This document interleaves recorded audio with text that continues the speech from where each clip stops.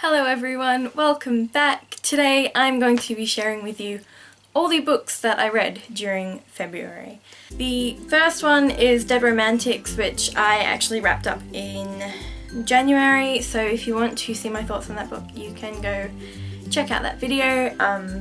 It's at the end. But in addition to that I read another 9 books, so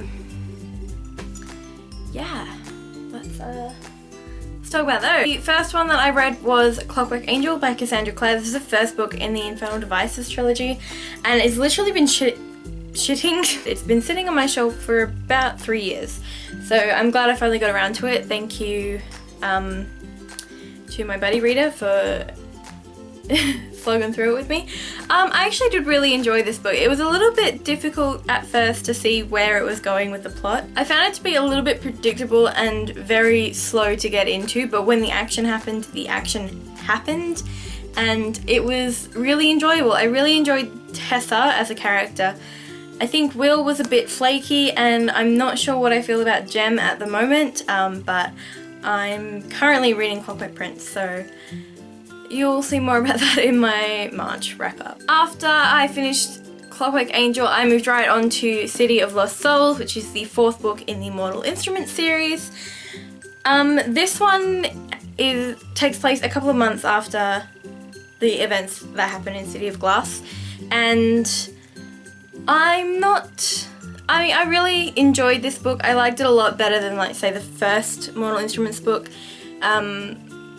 But I think the plot's getting too convoluted in this series and it's going to get really hard to follow when I get to the other books in it. But it was really enjoyable. I really like the character development that we've seen.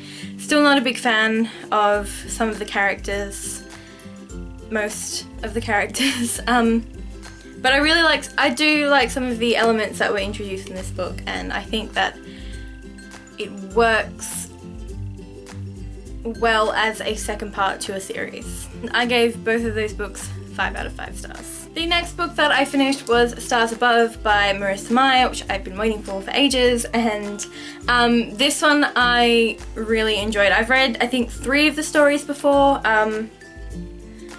but you know, I really enjoyed rereading them in like chronological order, and I liked the new stories, and I loved the wedding story, and even the little android, which you only see Cinder for like 2 seconds, but it was just, overall it was just a fantastic companion to the series, and I really enjoyed it, and I gave it 5 out of 5 stars. After I finished Stars Above, I moved on to Bookishly Ever After by Isabel Bandera. This is about a girl who, when she finds out a guy likes her, decides to take cues from her favourite book characters in order to win him, and it was very, very slow to start off with. Like, it dragged a lot until you got to like the end, and then it was really fast-paced and enjoyable. I think I gave this one a 4 out of 5 stars. I didn't particularly like the snippets of the books that she reads. I think they were like really cliche and unnecessary and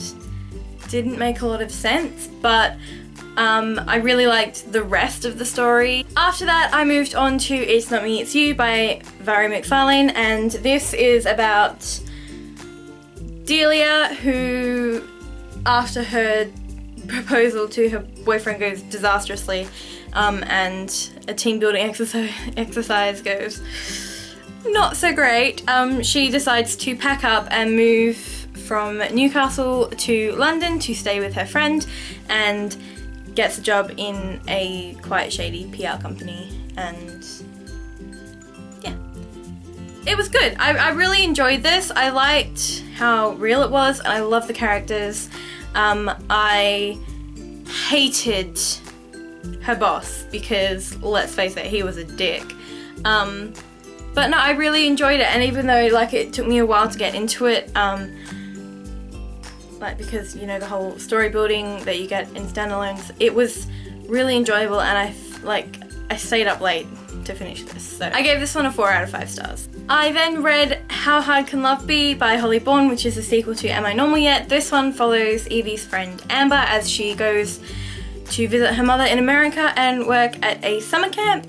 This one I I did really like it. I don't think I enjoyed it as much as I liked Am I Normal Yet, but it was enjoyable. I think it was a little cliche, which was a shame considering how like different and unique Am I Normal Yet was, but I still really enjoyed it. And fake sticker. Yeah, so I still really enjoyed it. And after that, I read The Duff by Cody Keplinger, which I really enjoyed. I did not think I would be enjoying it this much. It's about Bianca Piper, who has a rough home life. She's not getting along with her friends, and she sort of starts having an enemies with benefits relationship with the school dickhead. So yeah, no, I really enjoyed it. It was a lot different to the movie, which I also enjoyed, but I think I like the book better in terms of a story point of view. I really enjoyed it. That's all that matters. I really enjoyed this book, and I didn't expect to, so. This book I gave 4 out of 5 stars. After The Duff, I moved straight on to Frostbite, which is the second book in the Vampire Academy. So this one follows Rose and Lissa as they head to a ski resort following a Strigoi attack near the academy, and then trying to find out what's going on. And I think that it sort of had 2 different plots and they didn't mesh together very well, in my opinion. But I still really enjoyed it, and I gave it 4 out of 5 stars. I liked it more than I like Vampire Academy, but I didn't like it heaps better than I like Vampire Academy. I just think it was a bit better done, and the story was a bit easier to follow. The only thing I didn't like about it though is that the prologue was basically just recapping the whole of the first book, and I hate it when books and series do that.